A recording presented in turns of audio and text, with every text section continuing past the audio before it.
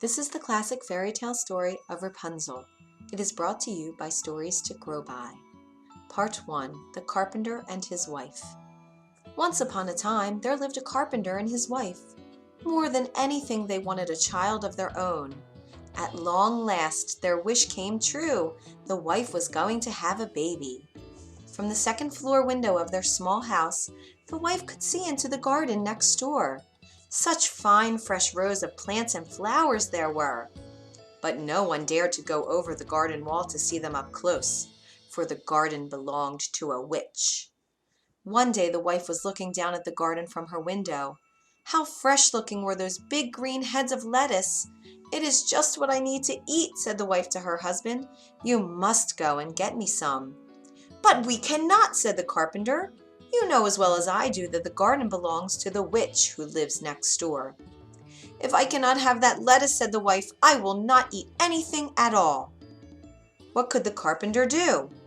Late that night he climbed over the garden wall. With very quiet steps he took one green head of lettuce.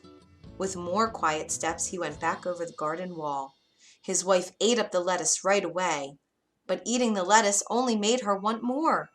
If she could not have more lettuce, she said, there was nothing she would eat at all. So the next night the carpenter climbed back over the garden wall. He picked up one more head of lettuce. All at once came a high, loud voice. "Stop! What do you think you are doing?" I'm getting lettuce for my wife," said the carpenter. "You thief!" yelled the witch. "You will pay for this." "Please," said the carpenter, "my wife is going to have a baby. She saw your lettuce and wanted it so very much." "Why should I care about that?" shouted the witch. "I will do anything," said the carpenter. He thought, "Maybe I can build her something." "You say you will do anything?" said the witch. "Yes," he said. "Fine," said the witch. "Here's the deal. Go ahead. Take all the lettuce you want. Your wife will have a baby girl, and when she does, the baby will be mine." "What?" said the carpenter. "I would never agree to that." "You already did," said the witch, and she laughed an evil laugh. Ha ha ha. Part 2. The Tower. Soon the wife had a baby girl, just as the witch had said. To keep the baby safe from the witch, the carpenter built a tall tower deep in the woods. He built stairs that led up to the room at the very top, a room with only one window. He and his wife took turns staying there with the baby. But the witch had a magic ball. The ball showed her just where the baby was, at the top room of the tower. One day, when the carpenter and his wife were both in the house, she cast a spell over both of them. They fell into a deep, deep sleep, and at once the witch went to the tower. At the top room, the witch said to the baby, "I will call you Rapunzel, for that is the name of the lettuce that brought you to me. Now, Rapunzel, you are mine." But the witch did not know how to care for a baby. Rapunzel grew into a child, and the witch did not even know how to cut her hair. The girl's blonde hair grew longer and longer every day. All the witch could do was keep the child locked in the room at the very top of the tower. She told the girl that the world was a very bad place, and that was why she could not leave the tower. As she grew up, many times Rapunzel said to the witch, "There is nothing here for me to do. Why must I stay in this tower all the time?"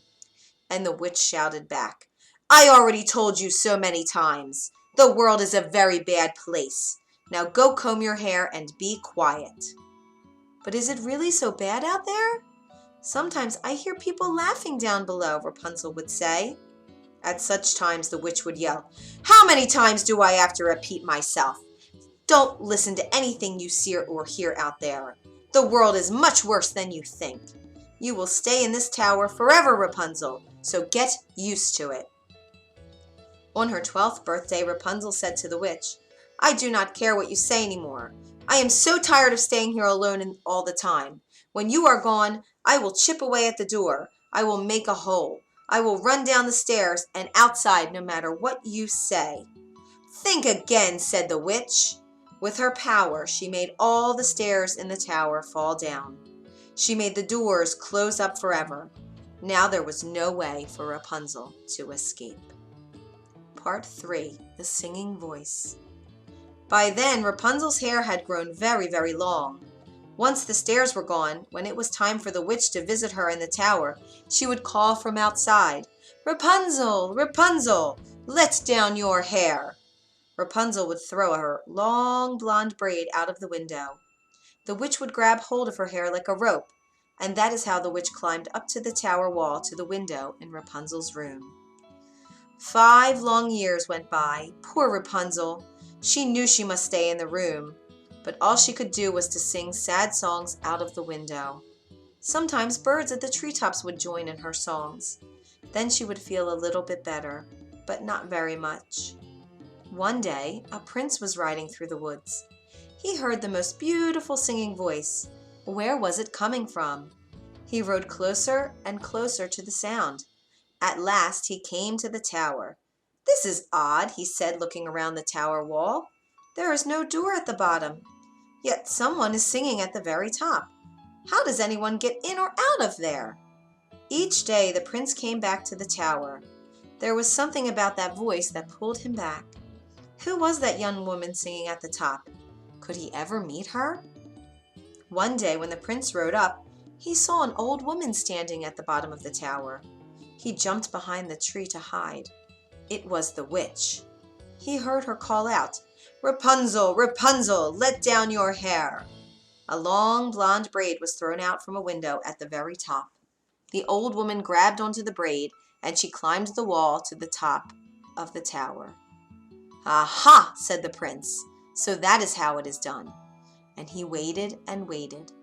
After a bit, the braid was thrown from the window again. The witch climbed back down the wall, and then she left. The prince waited some more.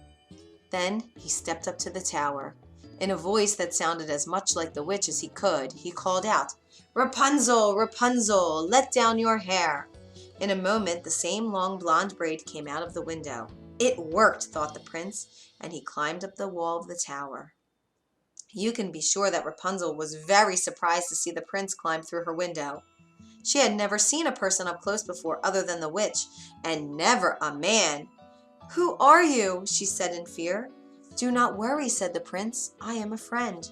"But I do not know you," said Rapunzel. "I feel as if I know you," said the prince. "I have heard you singing songs from up here day after day.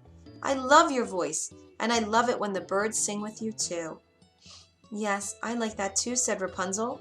"It may be the only thing I like, since I must stay here in this same old tower day after day, my whole life long." Rapunzel told the prince about the witch. She told him that since the world was such a very bad place, she must always stay in the tower forever. "But the world is not as bad as she says," said the prince. He told Rapunzel about flowers and festivals, games and gardens. He told her about puppies and puddles, strawberries and secrets. Many hours went by. At last Rapunzel said he must go. The witch may come back at any moment. "Very well," said the prince, "but I will be back tomorrow." Rapunzel threw her braid out the window, and the prince climbed down. The next day the prince climbed back up to Rapunzel's room. He said, "I have a surprise for you," and he had brought strawberries for her. As she tasted a strawberry, Rapunzel thought, "Now I know that what I was told is not true. The world can be a very fine place. I must get out of this tower as soon as I can. But how?" Part 4. Plan to Escape. One day the prince said, "If only you could get out of this tower. I can come and go by climbing up the walls by holding onto your braid. But once I am down, how can I get you down too?" "I know," said Rapunzel. "Bring me a ball of silk each time you come. I can weave the silk into a ladder. Silk folds up so small that the witch won't see it. When the ladder gets long enough to reach the ground, we will both be able to climb out of here." "That's it," said the prince. Then he moved closer to Rapunzel. "We will both be free. When we are out in the world, will you marry me?" "Yes," said Rapunzel, "I will." Every day after that, the prince brought a ball of silk to Rapunzel. Over time, she weaved the silk into a long ladder.